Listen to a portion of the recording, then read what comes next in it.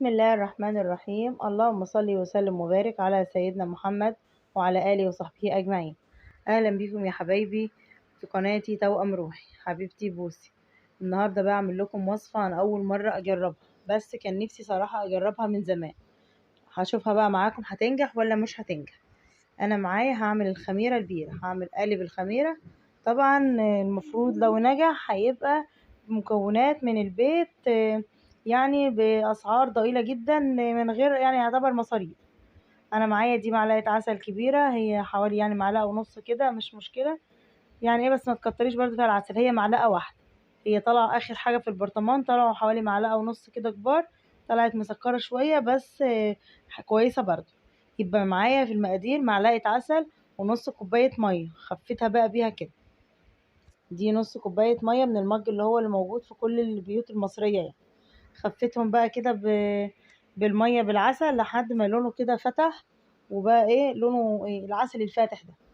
خلاص بالمضرب بقى كده عشان ما يبقاش فيه اي تكتلات. هنزل بقى عليه بنص كوباية دقيق.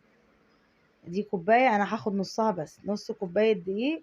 وهقعد بقى كده اضرب فيها بالمضرب، اخف فيها لحد ما يبقاش فيها اي تكتلات خالص، وتبقى قوام كريمي كده زي اللي هتشوفوه دلوقتي بالظبط. زي ما انتوا شايفين يا حبايبي، انا قعدت كده اضرب بالمضرب لحد ما لقيت جبت بقى القوام السائل اللي انتوا شايفينه ده، متماسك جميل جدا، ما فيهوش اي تكتلات. معايا بقى الاساس يعني ربع معلقه، زي ما انتوا شايفين كده، اقل من ربع معلقه نشادر اللي هي خميره البسكوت اللي احنا بنشتغل بيها، مش البيكنج باودر ولا بيكنج صودا ولا اي حاجه. دي نشادر، لان هي ديت الماده الفعاله اللي هتبقى معانا. المفروض بقى ان انا كنت جبت برطمان يكون محكم الغلق، اسفه، يعني يكون غطاه محكم جامد، لان انا ديت برضو حسيت كده ان فيها يعني ايه، دخلها سنة هوا صغيرة. المهم لو برطمان غطاه محكم الغلق كده، نقفل بقى عليها لمدة 3 ايام. بعد ال3 ايام انا بقى هوريها لكم. هي برضو علبة التلاجة ديت محكمة يعني برضو، لكن انا كان النتيجة كانت هتبقى افضل لو كان في برطمان مش داخله اي هوا خالص. دلوقتي بقى كده الفقاعات دي بانت، هي كده خلاص اتفعلت، المادة الفعالة اتفعلت مع بعضها وادتني بقى النتيجة دي.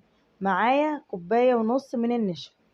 انا بدأت كده حطيت كوباية الاول، وبدأت بقى اعجن بقى فيها كده بالمعلقة لحد ما نزلت كوباية كاملة. طبعا لقيتها لسه برضو سايلة، فحطيت بقى الكوباية ونص كاملين. هعجنها بقى بايديا وهوريها لكم دلوقتي. قعدت بقى اقلب فيها بس بالمعلقة لحد ما المعلقة مبقتش تمشي فيها كده. طبعا انتوا عارفين ان النشا بتبهدل الدنيا اول ما بتيجي على حاجة. بدأت بقى اعجن فيها. دي بسملة بنتي مش عارفة حشرة نفسها في كل حاجة. بصوا بقى، دي كده كانت خدت حوالي كوباية وربع. لقيتها برضو، بس هي شفتوا بتتقطم ازاي. حطيت لها شوية كمان برضو. وبدأت بقى خلاص هجيب قالب. عندي كده علبة كانت بتاعت جبنة شبيهة للقالب كده اللي بنشتريه من بره. هضغطها بقى فيها جامد، بس انا في غلطة برضو عملتها، هي مش غلطة ولا حاجة. المفروض كنت ادهن القالب ده مثلا برشة زيت صغيرة كده من الجوانب عشان تنزل معايا كويس. انا خدت منها قطعة وعجنت معلقتين 3 كده دقيق بس عشان اجربها، عشان ما اعمل لكمش حاجة ما تكونش مجربة. وصراحة هي غيبت شوية، بس عشان انا كنت حاطة قطعة صغيرة. بس النتيجة بتاعتها كانت كويسة برضو ومرضية والله. انا دي عشان العلبة سبتها شوية قبل ما اقطعها، علت كده شوية يعني بدأت تخمر، لان سبتها بره التلاجة شوية. قطعتها بقى مكعبات، وبعدين جبت ورق الزبدة حطيتها بقى فيه. وعلى فكرة يا جماعة، هي تجربة ناجحة ومش بفلوس خالص يعني، كله موجود عندنا في البيت. كوباية نشا مش يعني ايه، موفرة جدا. طبعا قالب الخميرة دلوقتي بنلاقيه ب10 وب15 جنيه. يلا جربوا بقى الوصفة، لو عجبتكم ما تنسونيش في اللايك والشير وسبسكرايب، ولحد ما اشوفكم هتوحشوني. السلام عليكم ورحمة الله وبركاته.